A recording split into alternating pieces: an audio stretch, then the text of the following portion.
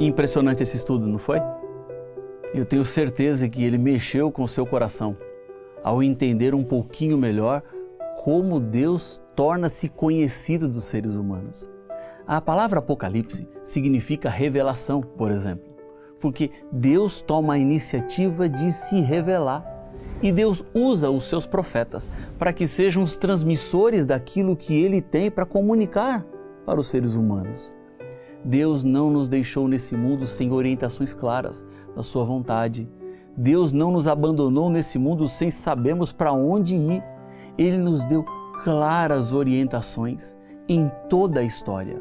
Não houve um tempo sequer durante a criação de Deus aqui na Terra onde os seres humanos ficaram sem saber qual era o plano, qual era o objetivo de Deus para eles aqui na Terra. Deus fala pelos seus profetas. Ora, o dom de profecia não é apenas uma característica exclusiva para falar do futuro, mas é também uma característica que trata do presente, que fala o que Deus espera e quer neste momento da sua vida. Muitas vezes achamos que as profecias apontam apenas para aquilo que está por vir, mas Deus está falando com você agora. Obviamente que existem profecias que falam do futuro. E quando elas falam do futuro, é para nos dar a certeza de que Deus continua controlando e conduzindo toda a história. Nada escapou das mãos do Senhor. Deus continua cuidando de cada detalhe e levando a história para a conclusão e a consumação da sua vontade aqui na terra. Jesus vai voltar. Ele disse. Jesus predisse sinais que antecederiam a sua volta. E nós vemos com os nossos olhos. E aqui não estou falando dos olhos da fé, estou falando com os nossos olhos físicos mesmo. Com esses olhos que temos, já podemos ver. Com os nossos ouvidos podemos escutar o cumprimento dos sinais que Jesus deixou como antecedentes da sua volta a este mundo. Eu creio que Deus está conduzindo todas as coisas e por isso Ele pode conduzir a sua vida também. Os profetas que Deus mandou no passado e as mensagens que Ele envia no presente são luzes que indicam o nosso caminho. Gosto de pensar assim na palavra do Senhor. Ela é uma lâmpada, como disse Davi, para os meus pés. Mas a lâmpada pode estar acesa ou pode estar apagada. Depende de você acender ou não. Se você acende esta lâmpada, ela vai iluminar o seu caminho, mostrar a direção da qual você deve trilhar. Olhando para o estudo de hoje, eu quero abrir minha Bíblia para compartilhar com você 2 versos.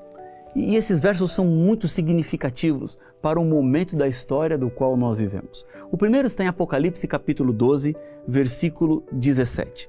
Apocalipse capítulo 12, ele trata da luta entre a igreja do Senhor e o diabo, que tenta matá-la, que tenta destruir a mulher, que representa a igreja do Senhor, que tem a lua debaixo dos pés, vestida do sol.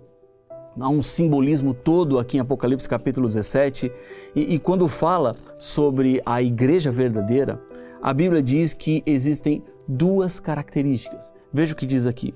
O dragão é o símbolo do diabo, ficou irado com a mulher. Mulher é o símbolo da igreja, ou seja, o diabo está fazendo guerra contra a igreja. E foi travar guerra com o restante da descendência dela, ou seja, o diabo está lutando contra aqueles que são da igreja verdadeira, da mulher que o diabo está irado contra. Quem são eles? A Bíblia descreve aqui, fala assim: os que guardam os mandamentos de Deus e têm o testemunho de Jesus. 2 características. Os mandamentos são os 10 que estão lá em Êxodo capítulo 20, a partir do versículo 3. E o testemunho de Jesus precisa de uma interpretação. Vamos entender o que é esse testemunho de Jesus. A Bíblia nos diz no mesmo livro do Apocalipse, no capítulo 19 e agora no versículo 10. Diz assim a Bíblia, 19, 10. A última parte. Pois o testemunho de Jesus é o espírito da profecia. Ou seja, a igreja verdadeira é aquela que guarda os mandamentos e tem o testemunho de Jesus. E Apocalipse 19:10 diz que o testemunho de Jesus é o espírito da profecia, ou seja, a igreja verdadeira de Deus é aquela que é norteada, é aquela que é guiada pela profecia. Nós entendemos que pouco tempo temos ainda neste mundo. Jesus está às portas de voltar. E o seu povo, aquele que guarda os mandamentos e tem o espírito da profecia, tem o testemunho de Jesus, está pregando o Evangelho e convidando pessoas a se unirem a esta igreja para proclamarem as últimas mensagens de advertência da história deste mundo. Deus deu seus profetas. Felizes são aqueles que ouvem os profetas. Felizes são aqueles que vivem as palavras dos profetas, porque eles falam em nome do Senhor. Quer você hoje dar esse passo de fé? Viver de acordo com as mensagens que os profetas nos deixaram? Continue crescendo em Cristo.